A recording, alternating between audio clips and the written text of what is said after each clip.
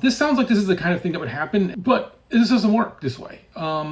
You learn who actually gets stuff done or who to trust over time, right? And so this is one of the things why this is instantly like you get hired at Valve and you have this big impact. It takes a while because you have to earn trust, you have to learn how to understand how to think about this and how to work with people. And these kind of people get weeded out really quickly. There's somebody who was very much a talker for a while, and eventually we learned of just say yes to them. Be like, yeah, you go do that. It ain't gonna ever happen because they're a talker, and they quickly got weeded out, right?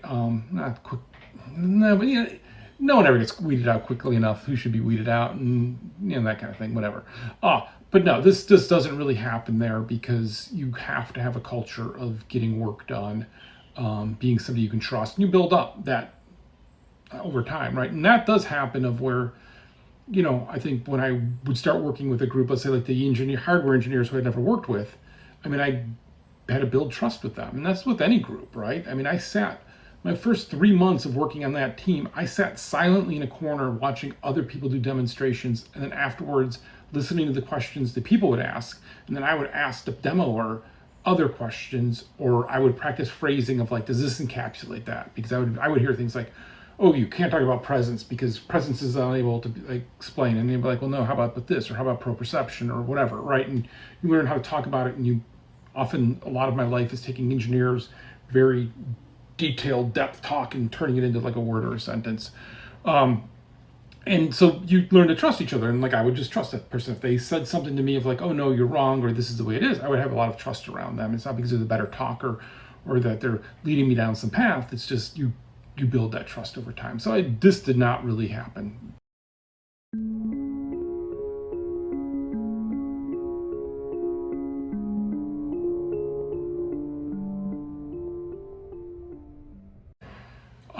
So somebody else says this kind of structure scales, like Supercell does this at a team level, and that's what will happen here. This also incorporates another question, which is about what if people get bored on your team? Well, you make sure they don't get bored. You challenge them. You make sure that there's things that they're working on that they understand. Like a lot of times, people will work on hard stuff or they work on ugly stuff because they know it needs to get done because they all have the goal, right? And if you're all aligned in the goal, that works for you and you have to go forward with it. And so you have to make sure as the team lead or the group lead that you have that focus for people. And that's a lot of what you do is making sure people are on the same point of view. And so your group side is flat. And there's, when I was doing Left 4 Dead, there was also, the beginning of CSGO, Portal 2, and Alien Swarm. We're all kind of going, we would all meet together, the team leads, which is a weird thing, and that felt really weird. But like that kind of was like, okay, hey, this is what's happening. This is the problem we're struggling with. This is a problem we're having with somebody. Can somebody help us there? And so it does scale up, but it doesn't scale like this, right? It scales kind of like in groups. And that's why you've probably heard of like projects being spun up and then spun down, or things not shipping, is because those little groups can experiment, right? In a really small group, like you can go 2-3 people and go do a lot of experiments and learn a bunch of things and then say, yeah, that's not working. Let's not go down that path, or let's incorporate what we learned here to someplace else. Valve's really good about doing that, right? From Portal becoming a game to the Paint team, joining the Portal team is mixing in those kind of different groups that are all working individually and into a bigger group. So it scales pretty well. It is always a weird thing, right? Because you may have somebody who's working on Steam and then somebody working on hardware, and they don't necessarily need to be cross-referenced, but often they all want to know what you're going. And that's why you have Thursday lunch is everybody eats lunch for Thursday. They bring it in. It's at least how they used to do it. And the idea being is make one day special so that everybody has lunch together, and then you have a lot of crosstalk happening, versus if you have it every day, it's not as special. And eventually they just did it every day because we're all lazy and we all just want free food. I don't miss the free food as much as I miss the free gum. I ate hundreds of dollars of gum a week. Oh, so good.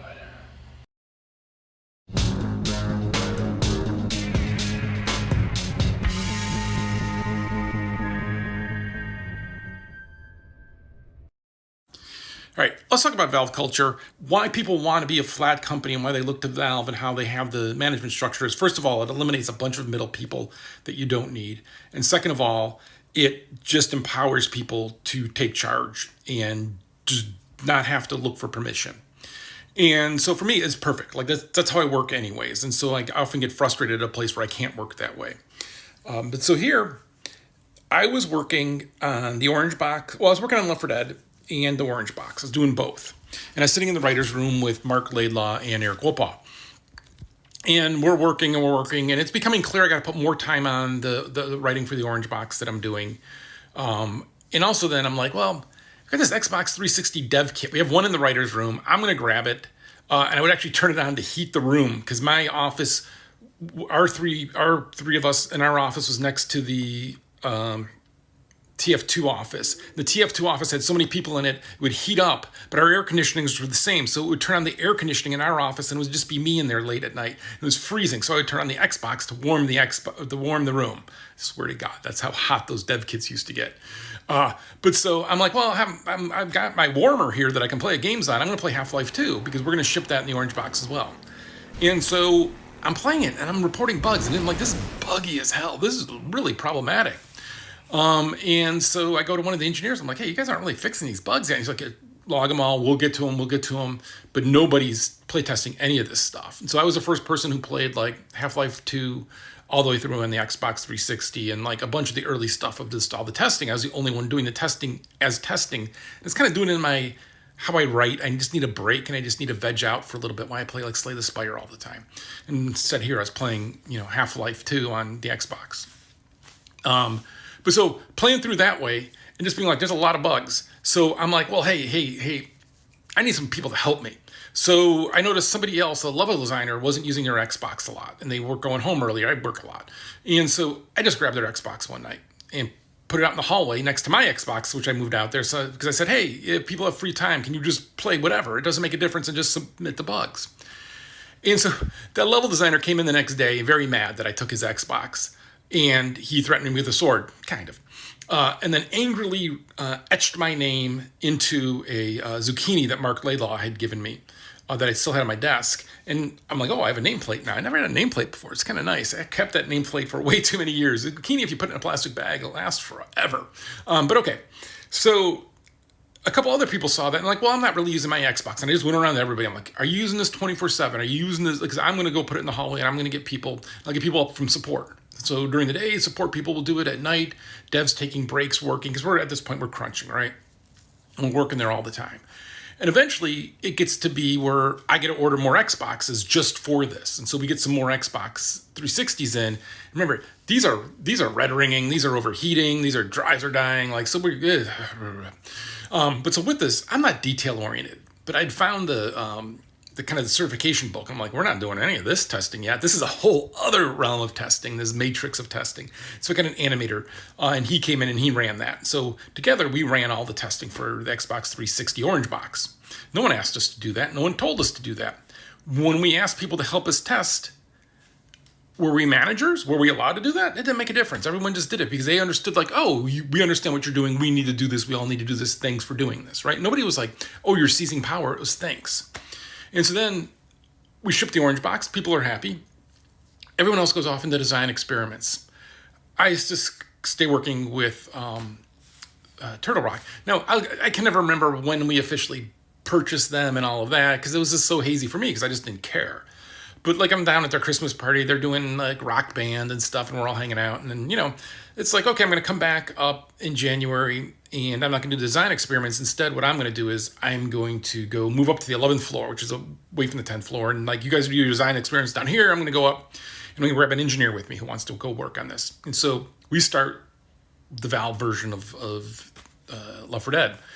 And slowly then one of the artists is like, I don't want to do that. Another level designer. And like slowly people started coming up and they were just like, well, Chuck, where do you want me to go? What do you want me to do?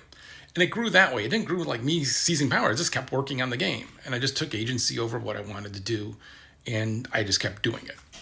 And then eventually people are like, well, now you have to go into the meetings for this. And Gabe wants to know what's going on and like, talk about it. But it grows that way. And that is a really cool way of doing it because it's not like someone's playing like some game to seize power or take control. It's just like, hey, you're working. Hey, I want to work with you. What are you working on? And then people literally would pull their desks up on wheels up there. And I remember Gray, one of the VFX artists, didn't want to pull his own desk up. He thought it was beneath him. And Gabe just grabbed the side of it and flipped it over and dragged it up into the elevator as a way to get him to go. Oh, that was pretty good. But like, it was just that way though, right? And everybody came up because they were like, oh, this is a cool project. I want to work on this project. And it's okay if I work on this project. And remember, Valve let me start working on Left 4 Dead and on Turtle Rock before we even owned it or anything, and weren't sure how this was going to work out or anything. Gabe's like, hey, if you're really interested in it, just start working on it. We'll figure this out, right? And at first, the sales numbers that they projected for the Left 4 Dead, the original one, was like hundreds of thousands, a couple hundreds of thousands. And then, eventually millions, right? Because we'd put so many resources on it. And then we did the same kind of play testing there and everything. And it just grew from there. And so then I became somebody that you've seen doing press, because we're like, well, me and Michael Booth split up the press. And I would write all the interviews. He would do more camera stuff. But like, it just kind of grew that way. And then eventually I'm like, well, my writing's done and hooked up. I can go do press in Europe and stuff while other people are finishing off. And I would be talking with people, and I remember, one of the original people who wrote Hammer then was doing triage for Left 4 Dead. But like, he shepherded the project in through the end, through the certification process that I did previously, because I was on the road doing the press for this and stuff. That was kind of it. And so you have a bunch of people working hard, but it's not competitively. It's more, we all want to get this done. I could tell you in Left 4 Dead 2 who's in the room at 2 a.m. because it's always the same people, because that's who does it, and also families, and like, you try to get people, like, but everybody's trying as best as they can.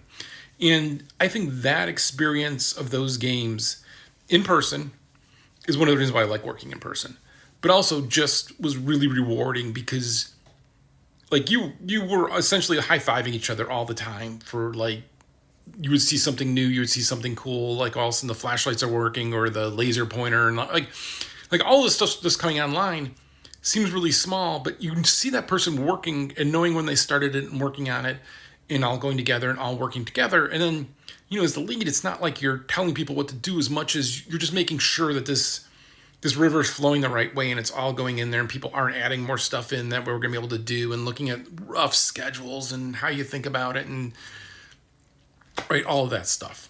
But so in that way, you want to be Valve because you want to have everybody have that agency and be able to put everything they can into what they're making, and not have a lot of cruft and not have a lot of people telling them no. Instead, it's collectively the group talking about these things and going through it and kind of organizing that way.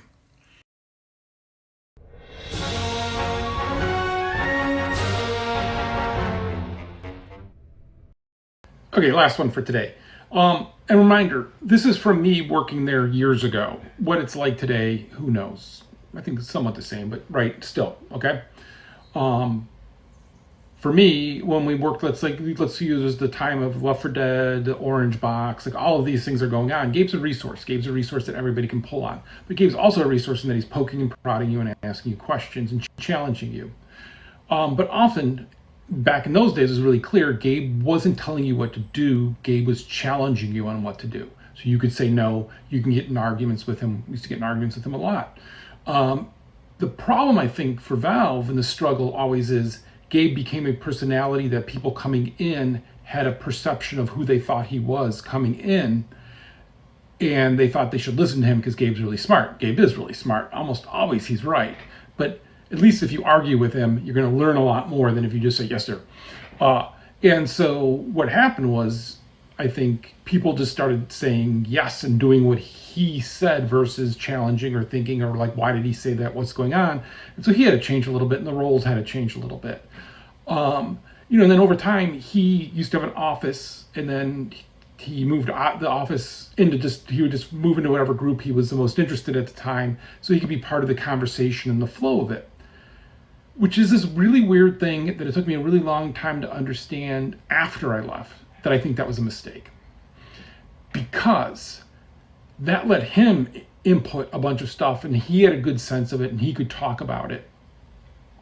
But what that removed was, like, I used to go to him in his office, and I'd be like, hey, can I close the door for a sec? Because I am lost on this, and I got to ask you questions, and we're going to talk about people in the sense of, like, I need help with figuring this out, or I need help with this project. And we're going to talk honestly about this, and I want to be able to have candor and privacy with you. But when you're in that office setting, when he's mixing with everybody else, he loses that. I think he loses that, people coming up to him and being like, "Hey, can I talk?" Because all of a sudden, man, you do that in a group of people, right?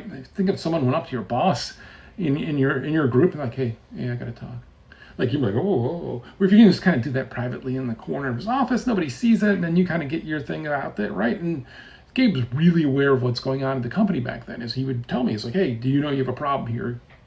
You have a problem with some people, you got to take care of this." Like, "Oh, I didn't know that shit." "Okay, thank you."